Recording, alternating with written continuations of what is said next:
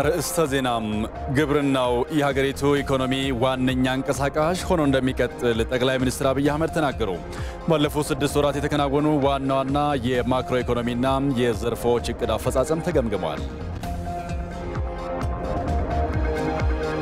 የአሜሪካው ዴንቨር ኮሎራዶ አስተዳደርና የአዲስ አበባ ከተማ አስተዳደር በጋራ ለመስራት ተስማሙ። ከውጭ መረጃ ምንጭ ደግሞ የአሜሪካ የውጭ ጉዳይ ሚኒስትር አንቶኒ ብሊንከን በመካከለኛው ምስራቅ ጉብኝታቸው የእስራኤል ፍልስጤም ግጭት ዋነኛ ጉዳያቸው ቢሆንም በኢራን ኒውክሌርና በሩሲያ ዩክሬን ጦርነት ላይ እንደሚመክሩ ተገለጸ።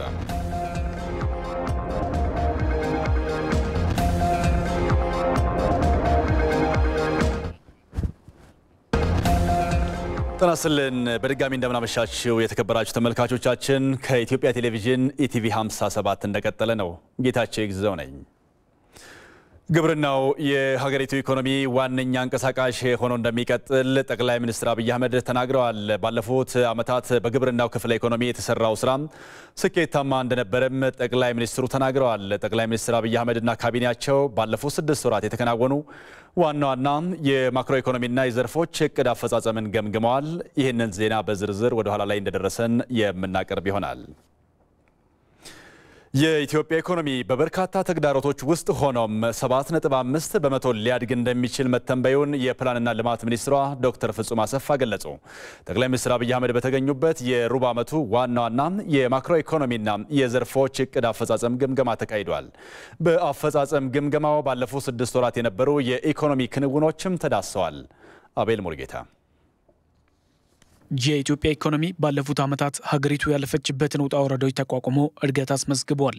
ባለፈው በጀት ዓመት 6.4 በመቶ እድገት ያሳየው የሀገሪቱ ኢኮኖሚ በ2015 7.5 በመቶ ሊያድግ እንደሚችልም ትንበያዎች ተቀምጠውለታል።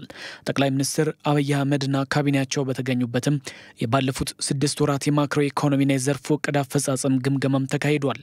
በስራ አፈጻጸም ግምገማው የኢኮኖሚ እድገቱ ትንበያ ነባራዊ ሁኔታዎችን የሚያመላክት መሆኑን የፕላንና ልማት ሚኒስትሯ ዶክተር ፍጹም አሰፋ ተናግረዋል። ከእድገት አኳያ በ2014 በጀት ዓመት እንደምታውቁት የኢትዮጵያ ኢኮኖሚ 6.4 በመቶ እድገት አስመዝግቧል። የ2015ም ፕሮጀክሽን ተሰርቷል። በፕላንና ልማት ፕሮጀክሽን መሰረትና በማክሮ ቲም በጸደቀው መሰረት 7.5 በመቶ እድገት እንደሚያስመዘግብ የኢኮኖሚ እድገት እንደሚመዘገብ ይጠበቃል። ይሄም የአጠቃላይ አማካይ የኢኮኖሚ እድገቱን በ7 በላይ ያቆየዋል። በባለፉት የ6 ወራት የማክሮ ኢኮኖሚ ስራ አፈጻጸም ክንውኖች የኢንዱስትሪ ዘርፉ በትንበያው በተለየ መልኩ አዲስ ውጤት ለማስመዝገብ የሚያስችል እንደሚሆንም ሚኒስትሯ ተናግረዋል። እድገት ምንጮቹ እነማን ናቸው ብለን ስንመለከት የግብርና ዘርፍ አሁንም እድገት ጥሩ እድገት እያስመዘገበ ይቆያል። ለ2015 ትልቅ ኮንትሪቢዩሽን ይኖረዋል። ከዚህ አኳያ የሰብል ምርት አሁንም ትልቁን የክሮፕ ድርሻ የሚይዝ ይሆናል። ግን ከፕሮጀክሽናችን አኳያ ትልቅ አዲስ ትራጀክተሪ የሚይዘው የኢንዱስትሪ ዘርፉ ነው። እንደምታውቁት ባለፉት 2 ዓመታት በነበሩ ችግሮችም ከዛ በፊትም በጣም ብዙ ስትራክቸራል ማነቆች ያሉት በመሆኑ እድገቱ ጥሩ ያልነበረ ነው። የእድገት ኮንትሪቢዩሽኑ ግን በ2015 ጥሩ አዲስ ትራጀክተሪ እንደሚይዝ ነው ፕሮጀክሽኑ የሚያሳየው።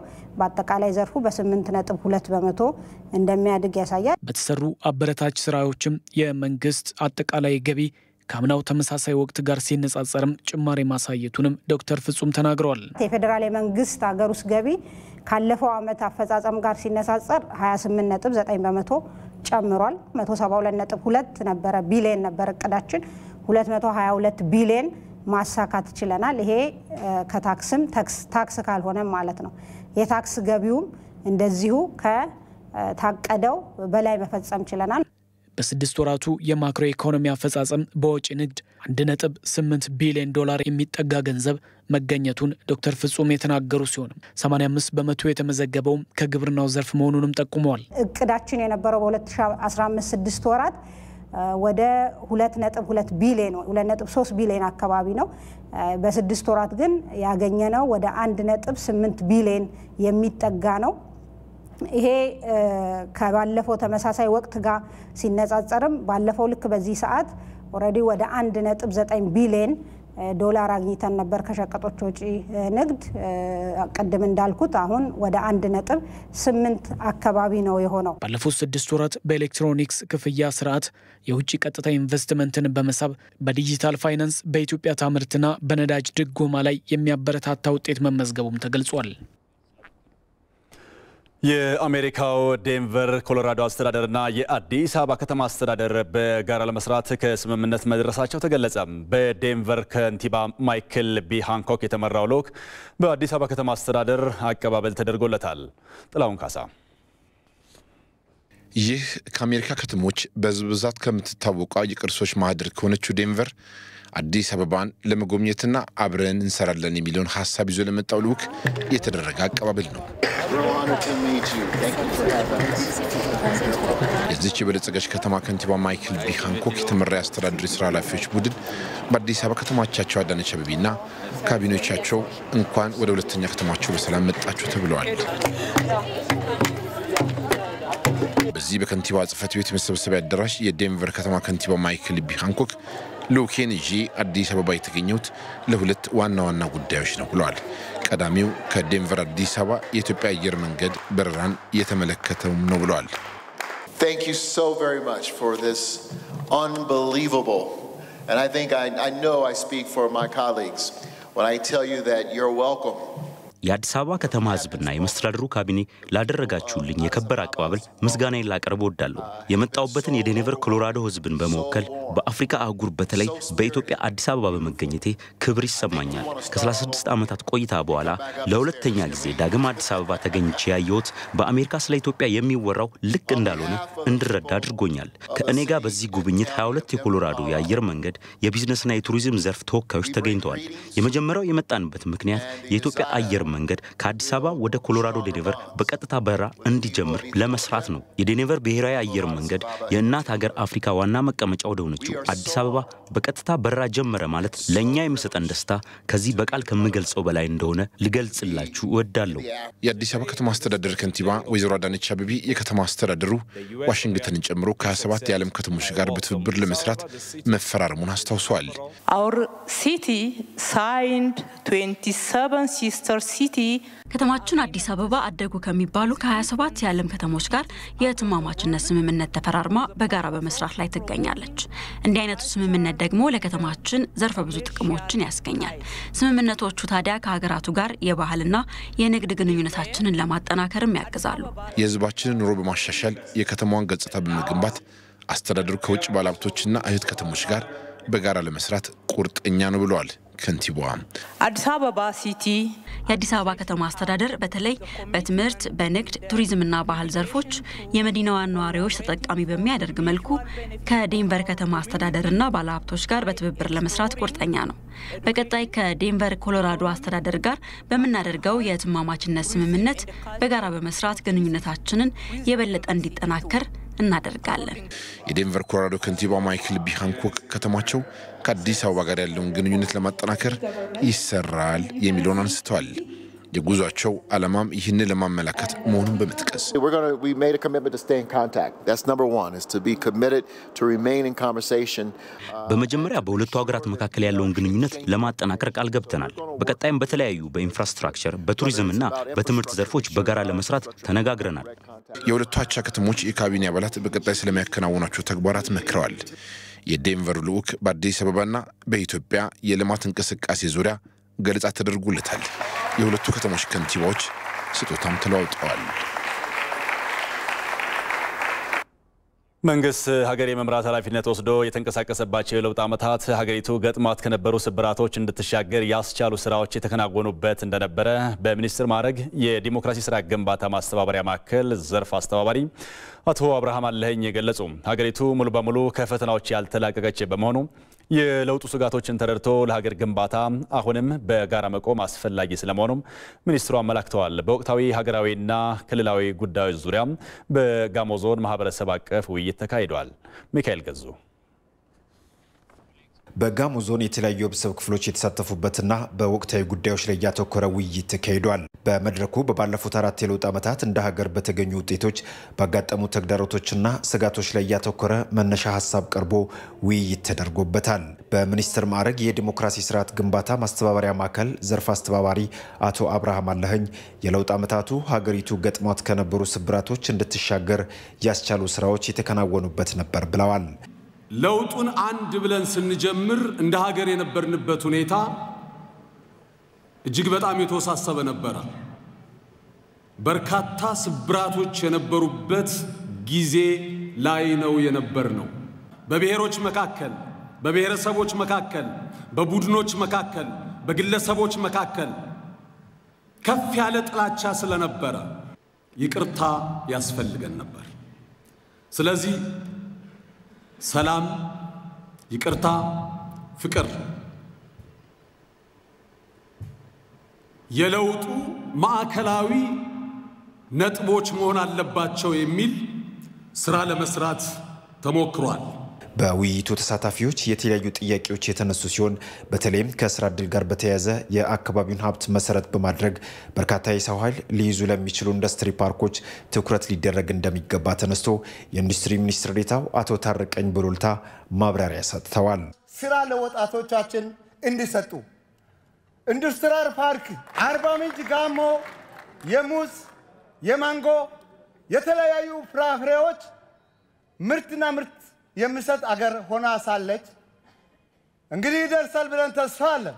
ለኢንዱስትሪው መልማትና መስፋፋት ዋና ወሳኝ ነገሮች ሁለት ናቸው።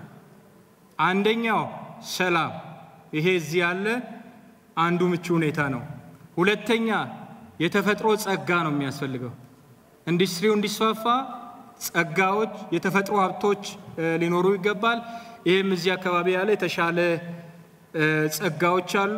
ስለዚህ ሰላምና ጸጋን ካገናኘን ወደፊት የተሻለ ልማት በዚህ አካባቢ ይኖራል የሚል ተስፋና እምነት አለኝ። በሀገር ደረጃ ለሰላም እጦት ምክንያት እየሆኑ የመጡ የሐሰተኛ መረጃዎች ስርጭትን መከላከልና ለሰላም መጎልበት በሚረዱ ጉዳዮች ህዝብን ባሳተፈ መንገድ ስራዎችን ማጠናከር እንደሚገባ በተሳታፊዎች ተመላክቷል። እኛ በመጀመሪያ ደረጃ ስለ ሰላም ነው መስራት ያለብን።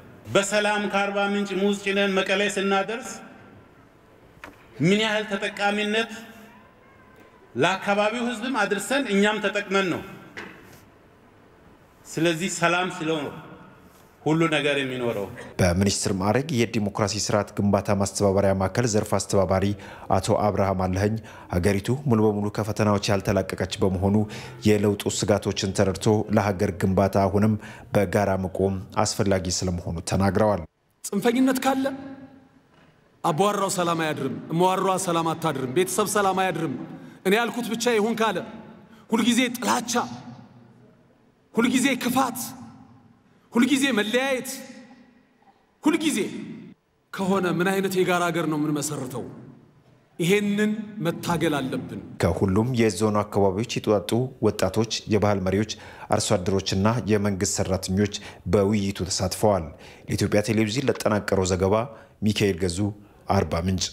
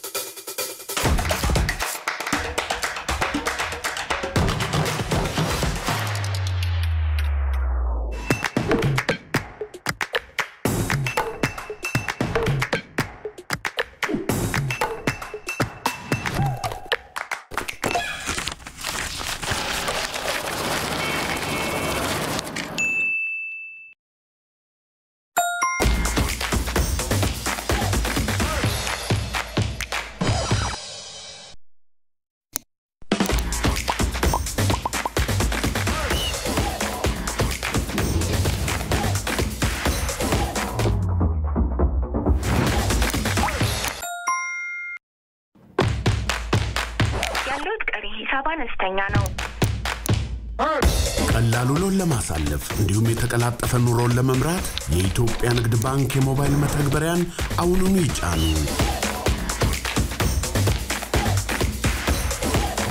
የኢትዮጵያ ንግድ ባንክ ሁሌም የሚተማመኑበት ባንክ። የኢትዮጵያ ንግድ ባንክ ኢትዮ ዳይሬክት የተሰኘ ዲጂታል የውጭ ምንዛሬ መላኪያ ቴክኖሎጂን ይፋ አደረገ። ከተለያዩ የውጭ ሀገራት ያለምንም የአገልግሎት ክፍያ ገንዘብ ወደ ሀገር ውስጥ መላክ ያስችላል የተባለው አገልግሎቱ የውጭ ምንዛሬ ግኝትን እንደሚያሳድግም ታምኖበታል። ዛማኑኤል መንግስቱ የኢትዮጵያ ንግድ ባንክ ኢትዮ ዳይሬክት የተሰኘ ዲጂታል የውጭ ምንዛሬ መላኪያ መተግበሪያ በስራ ላይ መዋሉን አስታውቋል። በኢትዮጵያ የመጀመሪያ የሆነው ይህ የዲጂታል መተግበሪያ ከውጭ ገንዘብ ላኪዎች ምንም አይነት የመላኪያ አገልግሎት ዋጋ ሳይከፍሉ ወደ ኢትዮጵያ በቀጥታ ገንዘብ መላክ የሚያስችላቸው ነው ተብሏል። በመተግበሪያው ማስጀመሪያ መርሃ ግብር ላይ የኢትዮጵያ ንግድ ባንክ ፕሬዝዳንት አቤ ሳኖ ኢትዮ ዳይሬክት በውጭ ሀገር የሚኖሩ ኢትዮጵያውያንና ትውልደ ኢትዮጵያውያን ባሉበት ሆነው በሞባይልና በዌብ መተግበሪያቸው ተጠቅመው የውጭ ምንዛሬን ወደ ሀገር ቤት መላክ የሚያስችላቸው ነው ብለዋል። ፕሬዝዳንቱ አክለውም መተግበሪያው ህገወጥ የውጭ ምንዛሬን መቀነስ የሚያስችል እንደሆነም ገልጸዋል። ይሄ አገልግሎት ከሁሉ በላይ ምቾቱ ነው። በያሉበት ከስራቸው ሳይሄዱ ከሞባይላቸው ወደሚፈልጉት ዘመዳቸው የሚፈልጉትን አማውንት ገንዘብ ትንሽ ነው ለቤተሰብ እርዳታ የሚላከውና ይሄን መላክ የሚያስችላቸው ነው። መሰረታዊ አብዮት ነው የሚያወጣው። ትልቁ ወጪያቸው 10 ማይል 20 ማይል መሄድ የለባቸውም። $100 ለመላክ በጣም ኮስትሊ ነው። ከስራቸው ላይ ወጥተው ድራይቭ አድርገው ኤጀንቶች ያሉበት ጋር ሄዶ መላክ እዛም እንደገና ቻርጅድ መሆን ጊዜ ገንዘብ ኮስት ያደርጋልና አሁን ሞባይላቸው ላይ ሆነው መላክ የሚያስችላቸው ነው። ምንም ቻርጅ አይከፍሉም። በቀጥታ የተጠቃሚያቸው ዘመዳቸው አካውንት ውስጥ ማስገባት ይችላሉ ካሉበት ማለት ነው። መተግበሪያው ለጊዜው በ9 የውጭ ሀገራት በጥቅም ላይ እንዲውል ፍቃድ ተገኝቷል ያሉት ፕሬዝዳንቱ ላኪዎች ከ$5 አንስተው እስከ $1000 ወደ ሀገር ቤት ማስተላለፍ እንደሚችሉም ገልጸዋል። ለጊዜው የተፈቀዱ ዋና ሀገሮች ወደ 9 ሀገሮች ናቸው። ካናዳ፣ እስራኤል፣ አሜሪካ፣ ዩናይትድ ስቴትስ ኦፍ አሜሪካ ማለት ነው፣ ጣሊያን፣ ደቡብ አፍሪካ፣ ስዊድን፣ የተባበሩት አረብ ኤሚሬትስ፣ እንግሊዝ እና ሳውዲ አረቢያ ያሉ ኢትዮጵያውያን ናቸው። በዚህ ሲስተም ተጠቅመው ወደ ሀገራችን መላክ የሚችሉት። መላክ የሚቻለው ገንዘብ ትንሿ $5 ናት። ከዚህ ጀምሮ እስከ $1000 ድረስ አሁን ለሙከራ እንዲላክ ፈቅደዋል። በመተግበሪያው ከውጭ የተላከ ምንዛሬን በሀገር ውስጥ ያሉ ተቀባዮች በ3 አይነት መንገድ መቀበል እንደሚችሉ ፕሬዝዳንቱ አብራርተዋል። አንደኛው ወደ ሂሳባቸው ማስገባት ነው። ሲቢኢ አለ። የባንክ ሂሳባቸው ውስጥ በቀጥታ ማስገባት ይችላሉ። ይሄ ስራ ጀምሯል። ከዛሬ ጀምሮ ይሄ መፈጸም ይችላሉ። ሁለተኛ ሲቢኢ ብር ነው። የባንካችን ዋሌት አገልግሎት አለ። እሱም በቅርቡ ስራ ይጀምራል። አካውንት ውስጥ አላስገባም ካለ በካሽ መውሰድ የሚችልበት ስርዓት እንዲኖር ነው። ሲስተሙ ፋሲሊቲውን አለው። ሶስቱም ተዘጋጅተዋል። ግን ከኮምፕላያንስ አንጻር ማድረግ መጨረስ የሚገቡ ነገሮች ስላሉ ነው። በሌላ በኩል ባንኩ በተያዘው ግማሽ ዓመት በሁሉም የዲጂታል አማራጮች ከ365 ሚሊዮን በላይ ግብይት በማካሄድ 1.3 ትሪሊዮን ብር ማንቀሳቀስ መቻሉን ፕሬዝዳንቱ አስታውቀዋል። የኢትዮ ዳይሬክት ዲጂታል የውጭ ምንዛሬ መተግበሪያን ደንበኞች ወደ ሞባይል ስልካቸው ከፕሌይ ስቶር እና ከአፕ ስቶር አውርደው በመጫን መጠቀም እንደሚችሉም ባንኩ አስታውቋል። ይህ ኢቲቪ 57 ነው። ቀደም ሲል የጠቆምናችሁ ርዕሰ ጉዳይ ዝርዝር ዘገባ አሁን ደርሶናል። ግብርናው የሀገሪቱ ኢኮኖሚ ዋነኛ አንቀሳቃሽ ሆኖ እንደሚቀጥል ጠቅላይ ሚኒስትር አብይ አህመድ ተናገሩ። ባለፉት ዓመታት በግብርናው ክፍለ ኢኮኖሚ የተሰራው ስራ ስኬታማ እንደነበረም ጠቅላይ ሚኒስትሩ ተናግረዋል። ጠቅላይ ሚኒስትር አብይ አህመድና ካቢኔያቸው ባለፉት 6 ወራት የተከናወኑ ዋና ዋና የማክሮ ኢኮኖሚና የዘርፎች እቅድ አፈጻጸምን ገምግመዋል። ተስፋዬ ጫኔ ተጨማሪ አለው። ጠቅላይ ሚኒስትር አብይ አህመድና ካቢኔያቸው ባለፉት 6 ወራት የተከናወኑ ዋና ዋና የማክሮ ኢኮኖሚና የዘርፎች እቅድ አፈጻጸም ግምገማን አከናውነዋል። የማክሮ ኢኮኖሚ አፈጻጸም ግምገማው የተለያዩ የኢኮኖሚ ዘርፎችን የዳሰሰ ሲሆን በተለይ ደግሞ የግብርናው ክፍለ ኢኮኖሚ እንደ ሀገር ያለው አበርክቶ በስኬታማነት የሚጠቀስ ስለመሆኑ ጠቅላይ ሚኒስትር አብይ አህመድ በግምገማ ማጠቃለያ መድረኩ ላይ ተናግረዋል። ግብርና ባለፉት 2-3 ዓመታት የብልጽግና መንግስት ከፍተኛ ለውጥ ያመጣበት ሴክተር ነው። ከፍተኛ በተለይ በሰብል ምርት ታይቶ የማይታወቅ እድገት ያመጣንበት፣ ኢምፖርት የምናደርጋቸውን የሰብል አይነቶች ያስቀረንበት፣ የቡና ኤክስፖርት በከፍተኛ ደረጃ በመጠን ያሳደግንበት፣ ፍሩት ታስታውሳላችሁ አምና አመቱን ሙሉ 100 ሚሊዮን ኤክስፖርት አድርገን ነበር ያልኳችሁ። አሁን የ6 ወሩ ግን ምን ያህል ነው ትናንት አይታችኋል። ለውጡ ይታያል። ከ50% በላይ እድገት አለው ፍሩት ላይ ብቻ ሲወሰድ። ፍሩት እያበዛን የሰብል ምርት ያገኘን ውጤት ሳንቀንስ ቡና ላይ ያለውን ጨምረን ከሄድን ግብርና ምን ሊያመጣ ይችላል ኢትዮጵያ ውስጥ የሚለውን ነገር በቀላሉ ማየት ይቻላል። የግብርናው ክፍለ ኢኮኖሚ ኢንዱስትሪውን በሚገባ እንዲመራ መንግስት በርካታ ስራዎችን እያከናወነ መሆኑን ጠቅላይ ሚኒስትሩ አብራርተዋል። በተለይ በቴክኖሎጂ አቅርቦት በኩል ባለፉት 6 ወራት ብቻ ከ48000 በላይ የውሃ መሳቢያ ፓምፖች ለአርሶ አደሩ መቅረቡን የተናገሩት ጠቅላይ ሚኒስትር አብይ አህመድ በተመዘገበው ስኬት መዘናጋት መፈጠር የለበትም ሲሉም አሳስበዋል። ይሄን በአጠቃላይ እድገት ውስጥ ከፍተኛ ሚና የተጫወተ ያለውን ግብርና አደገ ብለን ገምግመን ከሄድን እንጠፋለን። አደገኛ ነው። ስንዴ አመረትን፣ አርሶ አደሩ ገበያ ያወጣ አይደለም። ገበያ ያወጣ ማለት ውሎ አድሮ ስቶር ከሌለ በስተቀር ይበላሽብናል፣ ወይ ደግሞ ዘግይቶ ከወጣ ዋጋ ይወድቅብናል። ዋጋ ከወደቀና ስቶር ካጣን ደግሞ የሚቀጥለው መኸር አናርስም ማለት ነው። ፓምፑ ኪሳራ፣ ኢሪጌሽኑ ኪሳራ፣ ምናምኑ ኪሳራ ነው የሚሆነው። ማምረት ብቻ ሳይሆን በቀለለ መንገድ ከገበያ ጋር አሳስረን መሄድ ካልቻል ዋጋ የለውም። ብዙ ሳቦታጅ ስላለ ማለት ነው። የሰብል ምርት የጀመርነውን አጠናክረ መቀጠል አለብን። እንዲያውም መብለጥ አለበት፣ መርካት የለብንም። ግብርናው የሀገሪቱ የምጣኔ ሀብት መሰረት ሆኖ ይቀጥላል ያሉት ጠቅላይ ሚኒስትር አብይ አህመድ ሂደቱ ዝቅተኛውን የማህበረሰብ ክፍል ማዕከል ያደረገ መሆን እንደሚገባውም ጠቁመዋል። ኢትዮጵያ ታምርት በሚለው ሀገራዊ እንቅስቃሴ ስኬታማ ስራዎች መከናወናቸው የተገለጸ ሲሆን ያም ሆኖ ግን በቀጣይ የኢንዱስትሪ ፖሊሲው ላይ ፍተሻ ሊደረግበት ይገባል ተብሏል። ኢትዮጵያ ታምርት በሚለው እንቅስቃሴ የመጣው ውጤት እጅግ ተስፋ ሰጪ ነው። ቀላል የሚባል ነገር አለ የተሰራው። ነገር ግን አቶ መላኩ እንደምታውቀው የኢንዱስትሪ አጠቃላይ ፖሊሲና አቅጣጫችን መታየት ይፈልጋል። ሁላችሁም እንደምታውቁት ኢንዱስትሪያል ፓርክ ከለውጥ በኋላ የገነባናቸው ኢንዱስትሪያል ፓርኮች ከለውጥ በፊት ከነበረው አንጻር ጋር ካወዳደራችሁ በብዙ መቶ እጥፍ ይበልጣል። በርካታ ፓርኮች የጨረስነው እኛ ነን። የመንግስት ብቻ አይደለም፣ የግል በጣም ትላልቅ ኢንዱስትሪዎች ተሰርተዋል ባለፉት 3 ዓመታት ውስጥ። ነገር ግን ኢንዱስትሪው ልክ እንደ ኤክስፖርቱ መሰረታዊ ስብራት ካለው እድገት አይረጋገጥም። የኤክስፖርት መሰረታዊ ስብራት ሰው ኤክስፖርት የሚፈልገው ዶላር ማግኛ መንገድ እንጂ በኤክስፖርት አገር ታድጋለች በሚል ሂሳብ አይደለም። ኢንዱስትሪ ጋም ያለው ነገር መንግስት ኢንዱስትሪ ሳይፈልግ ውሃ ፈጥራለሁ ይልና ውሃው 3 ብር ነው፣ ግብአቱ 5 ብር ነው። ለኢንዱስትሪ ግብአት የሚባለው ከፍተኛ ዋጋ ይሆናል።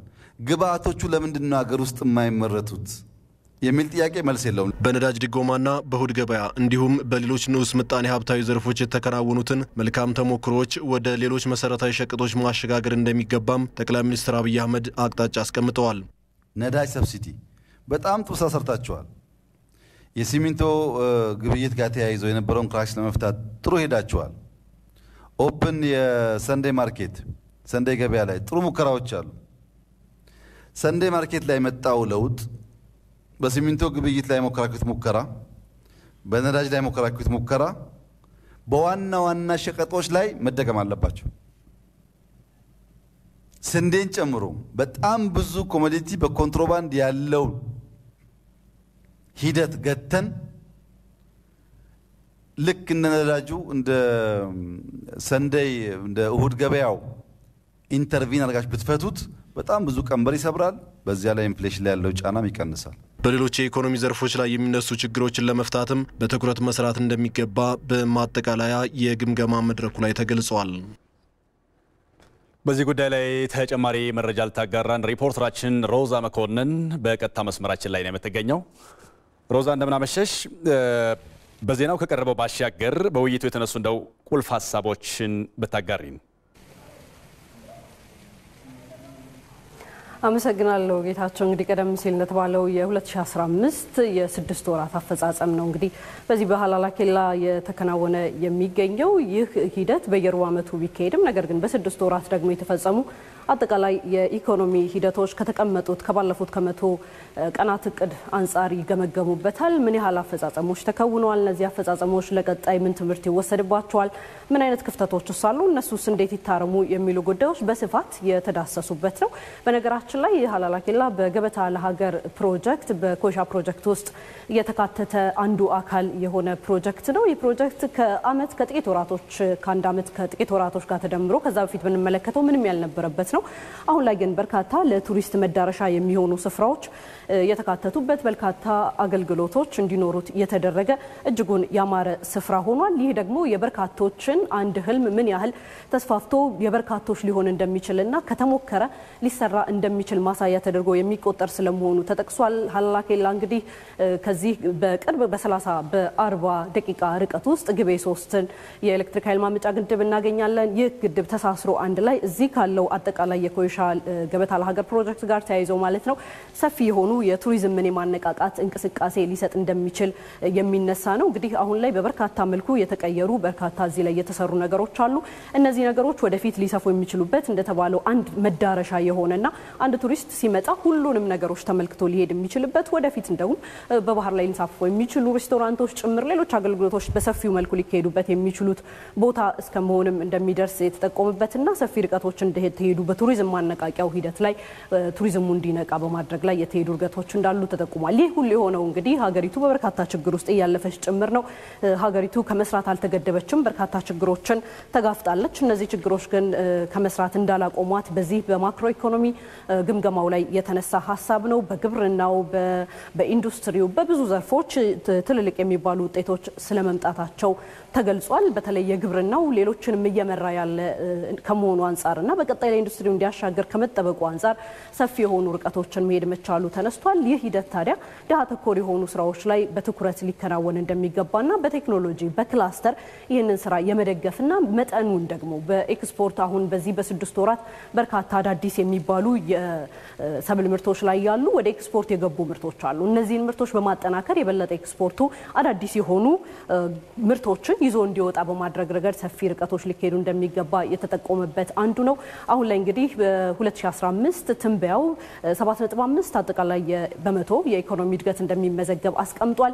ይህ እንግዲህ እስከ መጨረሻው ኢትዮጵያ እስከ መጨረሻው ገፍታ ባትጠቀም እንኳን እድሏን ሊሳካ የሚችል እንደሆነ በተለያዩ ዓለም አቀፍ ተቋማት ጭምር ሲጠቆም የነበረ ነው። ይህ ስኬት እንግዲህ የሀገሪቱ ኢኮኖሚ ለችግር ምን ያህል መገዳደር የቻለ ጠንካራ ኢኮኖሚ የተገነባ ስለመሆኑ አመላካች እንደሆነ ተጠቁሟል። ይህንን ለማሳካት ደግሞ እንደዚህ በየዘርፉ እየተከወኑ ያሉ ስራዎች ሰፊ ድርሻ ይኖራቸዋል። ከስር የፖሊሲም ሆነ የሌሎች አሰራርም ሆነ ማስተካከያዎች የተደረገባቸውና ፍተሻ የተደረገባቸው ከሄደ ከዛም በላይ ማሳካት ሊቻል የሚችልባቸው እድሎች እንዳሉ ነው የተጠቆመው ማለት ነው። ከዛ ባሻገር ኢንዱስትሪው በተለየ መልኩ በዘንድሮ እንግዲህ እድገቱ በተሻለ ሊመዘገብ እንደሚችልና በቀጣይ ከግብርናው እየተከተለ ያለውን ሂደት እንደዚሁ ሊረከብ እንደሚችል ተነስቷል። የውጭ ቀጥተኛ ኢንቨስትመንት ኢትዮጵያ እንደሚታወቀው አሁንም ከምስራቅ አፍሪካ ቀዳሚው የኢንቨስትመንት መዳረሻ ሆና ቀጥላለች። ይህንን ኢንቨስትመንት ደግሞ በተሻለ ለመሳብ የሚደረጉ ጥረቶች ቀጣይነት ሊኖራቸው እንደሚገባ የተመላከተበትም ጭምር ነው ይህ የ6 ወራት የአፈጻጸም ግምገማ። ከዛ ባሻገር እንግዲህ ማህበረሰቡ ላይ ትኩረት ያደረጉ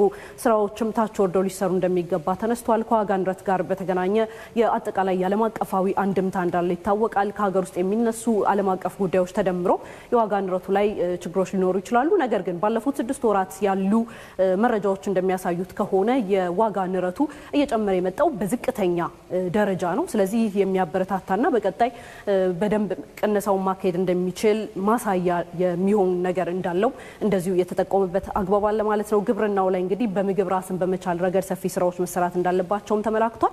በተለይ ደግሞ በተሻለ አፈጻጸም የተፈጸመ በተለይ ከውሃና ኢነርጂ ጋር ብንመለከት ለምሳሌ በተሻለ አፈጻጸም የተከወኑ ስራዎች እንደዚሁ እንዳሉ ተነስቷል። ይህ ግምገማ እንግዲህ ብዝሃ ዘርፉን በሙሉ ያካተተ ነው።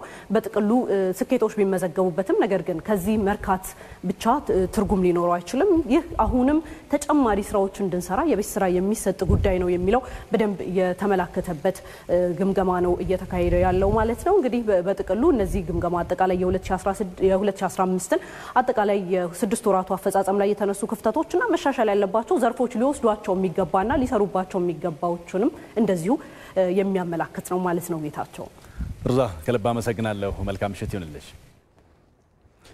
ኢቲቪ 57 እንደቀጠለ ነው። አበይት ጉዳዮች በድጋሚ እናስታውሳቸው።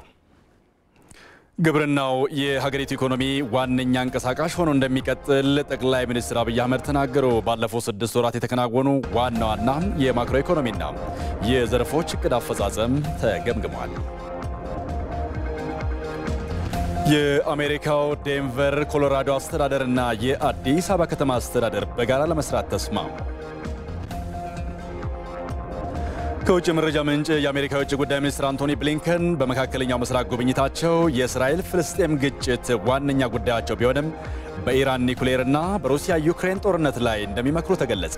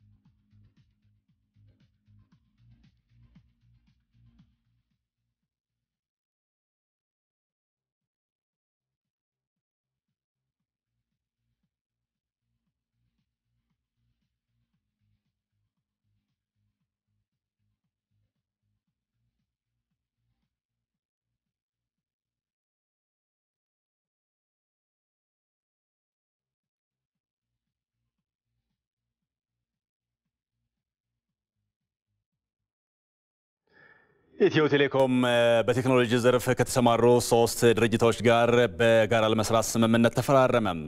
ኮርፖሬሽኑ ቴሌ ድራይቭ፣ ኤልፍ ፕላስ እና ክላውድ ሶሉሽን የተሰኙ 3 መተግበሪያዎችን ስራ አስጀምሯል። መተግበሪያዎቹ የግለሰቦችን ፋይል በዘላቂነት ለማስቀመጥ፣ ሙዚቃ ለማዳመጥና የተለያዩ አገልግሎቶችን በቀላሉ ለማግኘት የሚያስችሉ ናቸው።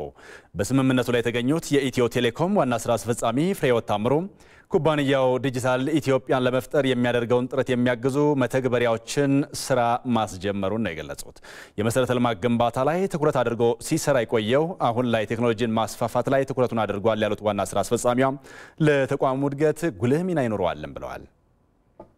ተቋማት ፕራይቬት ሴክተር ላይ ያላችሁ ብዙ ጊዜ የመንግስት ተቋማት ዝግ ናቸው ተብሎ ይታሰባል። ይሄንን መስበር አለብን። ሰብረን መውጣት አለብን። ኢትዮ ቴሌኮም ይሄን እያደረገ ነው። በብዙ ዘርፎች በፓርትነርሺፕ ይሰራል። ቀጥታ ኢትዮ ቴሌኮም የሚቀጥረውን ሰራተኛ ቆጥረን አይደለም እኛ የስራ እድል ፈጥረናል ምንለው። ፓርትነሮቻችን በሚያመጧቸው ወደ ገበያ በሚያመጧቸው ምርቶች ተጠቃሚዎች አሉ። ምርቱን ለመስራት የቀጠሯቸው ሰራተኞች ደግሞ የስራ እድል ተፈጥሮላቸዋል። ከህልማቸው ጋር እንዲገናኙ ምክንያት ሆነዋል ማለት ነው።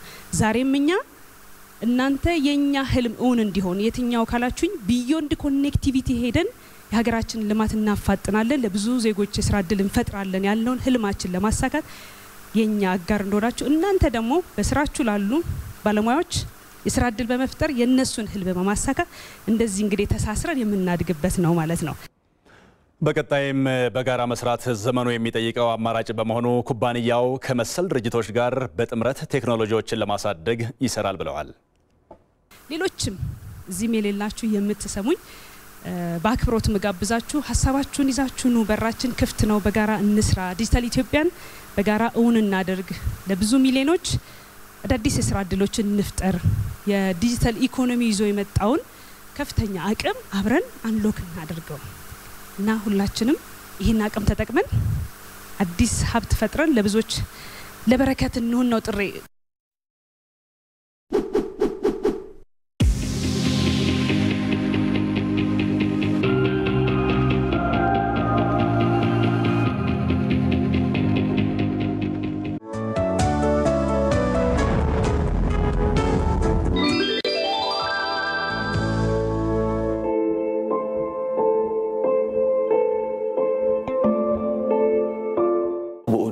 ዝርዝር እንደታየው ሁኔታ ብዙ ችግሮች አሉ። እንደዚህ አይነት ጉድለቶች ስለመኖራቸው የጠቆመን ነገር የለም። በሰዓቱ የአዋጭነት ጥናት አልተደረገም። ጥናት ተደርጓል ተብሎ ነው እንግዲህ የሚገመተው። ጥናት ሳይጠናባቸው የተለያዩ አካላት ውሳኔ እየሰጡባቸው ፋይናንስ ይመደብላቸው የነበሩ ናቸው። አንድ ጨረታ ለ45 ቀን ፍሎት ሆኖ መቆየት አለበት።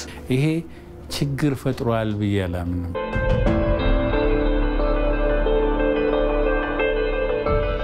ህጋዊ መሆናቸውን የሚያረጋግጥ ማስረጃ ነበራቸው። ወደ ለሚኩራ ክፍለ ከተማ ሄዷል።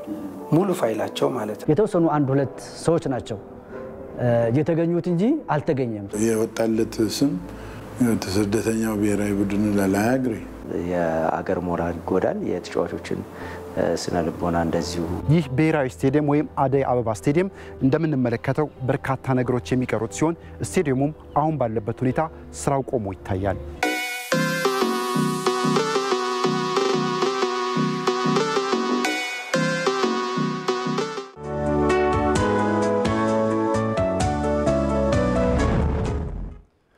የአብሮ መኖር እሴቶች ከጊዜ ወደ ጊዜ መሸርሸር ለሀገራዊ አንድነት መጎልበት ፈተና መሆኑ ተገልጿል።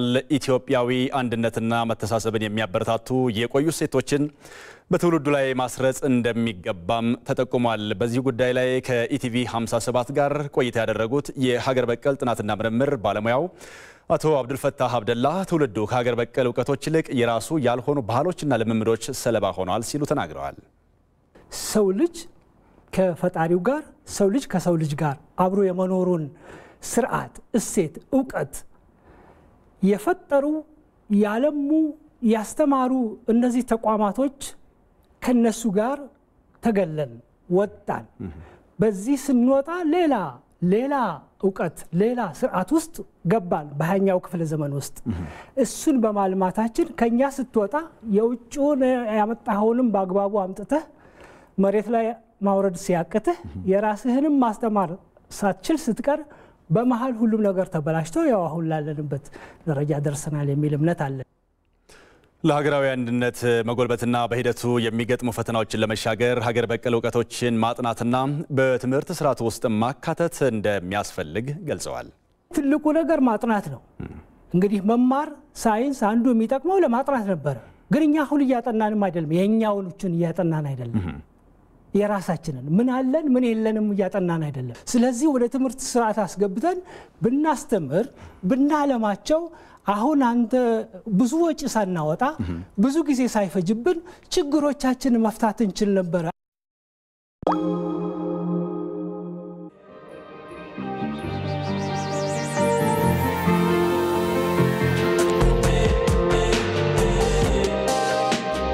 ብርቱ ጥረት ያማረ ውጤት ይሰጣል።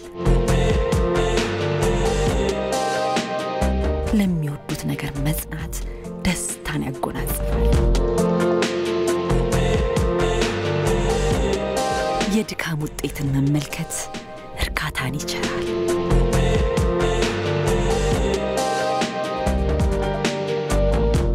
ብሩህ ተስፋን ለሰነቁ ብርታት ሆነናል። ከአንድ ክፍለ ዘመን በላይ ለስኬት ከተጉት ጋር አብረን ቆመናል።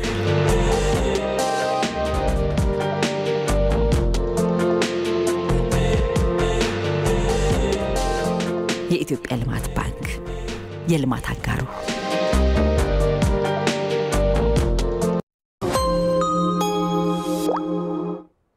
ከውጭ መረጃ ምንጭ የአሜሪካው የውጭ ጉዳይ ሚኒስትር አንቶኒ ብሊንከን በመካከለኛው ምስራቅ ጉብኝታቸው የእስራኤል ፍልስጤም ግጭት ዋነኛ ጉዳያቸው ቢሆንም በኢራን ኒውክሌርና በሩሲያ ጦርነት ዩክሬን ጦርነት ላይም ይመክራሉ።